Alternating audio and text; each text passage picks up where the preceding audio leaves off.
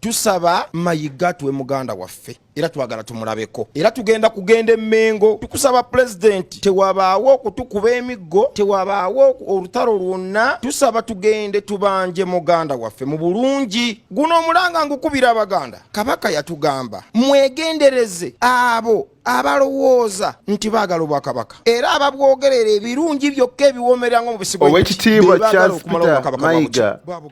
agobeddwa Mengo temugwanidde kuba naye aganye okuvaawo ag'omukubwe gagamba eno meeting tetulaba wano yabalangira nti Mayiga mubi kubanga yakyasinza okwogera mu bwakabaka n'enneeyisa y'omukulu ono era n'ebintu byazaakola olukiiko lwe kuba Katikkiro yenna abeera ne kabineti eyiye nga yagifuga oba yasalawo kigenda kitya naye nga benana balina obubaka nga babikola baweereza omutanda tusaba Mayiga tuwe muganda right now twogerera abalangira bali mu complaining nti omutanda tebamulabako bagala boogereko naye era n'ebigambo byazaayogeranga ku nkuŋŋaana ezimu nga abawoninga ku bunafusa obuli mu Buganda mu kiseera kino ddala nga basongerayo ddala eri Katikkiro Charles Peter Mayiga y'omu ku abo abandi b'abannanfusi abakulu abali e Mengo lwaki boogera bwe bati nti engeri gy'ebintu bitambulamu e Mengo engeri poliisi gye zitambulamu ate ekifo ky'okusaavinga abaganda ate balwanisa baganda tekyali badde bwe kityo kubanga Katikkiro gyaliwo nga kabaka w'omu bantu nti kabaka ayisa mu Katikkiro amateeka ge gonna oba byonna byagala okukolera abantu b'e Buganda ayisa mu Katikkiro kati kiba kyamaanyi nnyo Katikkiro ono okuba nga akwatagana ne kabaka butereevu nga buli kimu bakitambuza nga bwe kirina okuba wabula nti waba nga takikoze kyabulabe eri Obuganda era n'Abaganda okutwaliza wamu gwe mulanga gw'owulira kati nti bali mu kukaaba bagamba twagala Katikkiro alekulire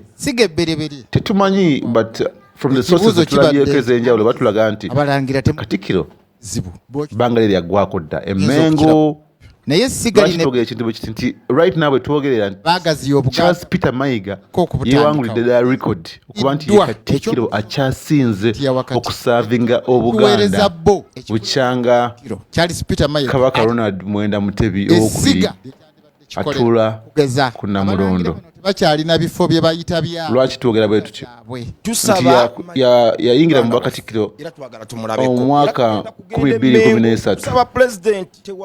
2013 tewabaawo olutalo lwonna tusaba tugende tubanje paka kati tubalira ddala emyaka 12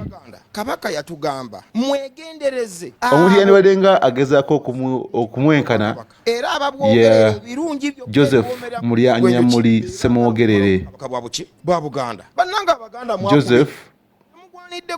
Mulyanyamuli Ssemwogerere eyali Katikkiro okuva mu 1994 paka mu 2005 kubanga from 1994 to 2005 sinzo okwenyumya nga bw'amanyi ennyo Obuganda era nga yeye yaliko Bwakatikkiro okumala emyaka 11 bw'amanyi Obuganda we bwajja kubanga ffe tuli Buganda naye bumanya atya okusinga abalala bonna Joseph Mulyanyamuli Ssemwogerere era ye ku nnaku z'omwezi nga 23 omwezi Desemba mu 2005 ye n'olukiiko lwe ne kabineti ye yonna naye nga lino ly'essiga ebbere okukolebwa baalizayininga ekibuuzo kibadde nti ani kizibu baalizayininga ne babivaako ne bagamba munange tulekulidde awo saagala ngende nnyo mu nsonga ezabaviirako okulekulira naye era kikubidde ddala okumala emyaka 11 naye bwe yavaako yagamba tagenda kwenyigira mu byabufuzi bina byonna mu ggwanga Uganda bayita elective politics newakubadde nti tukimanyi nti yayinako history oba akakwate ne Museveni basinka ne Tanzania Mulyanyamuli yali agenze okusoma ku University y'e Dar es Salaam ebiseera bya dda nnyo yasisinkana omukulu Yoweri Kaguta Museveni naye omusajja ono ng'amaliriza byonna alekulidde ne kabineti ye agamba tagenda kudda mu byabufuzi byonna. temugwanidde kuba ndulu mwandibadde muzabuza ne mugamba So kyekimu ekisuubiro right now nti Katikkiro Charles Peter Mayiga migale asobola okulabirira ku bano amanyi lwaki balekulira oba Buganda yakyasinze ebbanga lyamalako lwaki teyalemerako nnyo nga bwakoze kubanga yes kisoboka okubanga ono Joseph Mulwanyammuli Ssemogere yalwako nti ebiseera ebyo Omutanda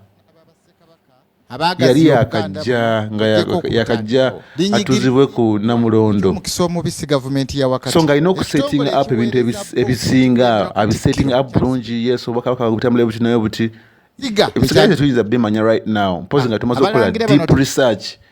naye tukimanyi tino oluvannyuma oyo we yavaako mu 2025 twafunawo Dani Muliika n'akikalakata okuva 2005 paka 2007 egyo emyaka ebiri okutwaliza wamu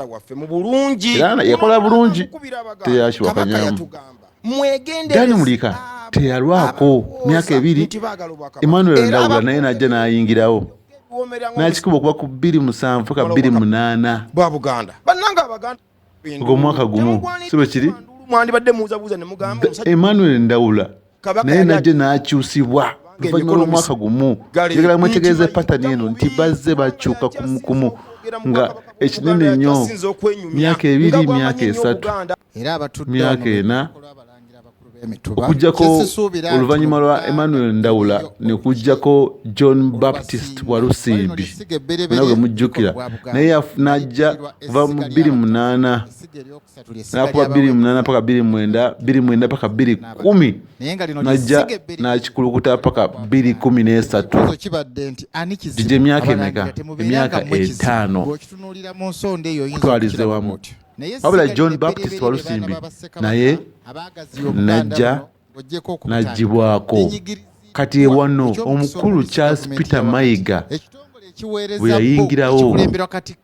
okuva olwo paka nakati talowoozebwangako kugibwako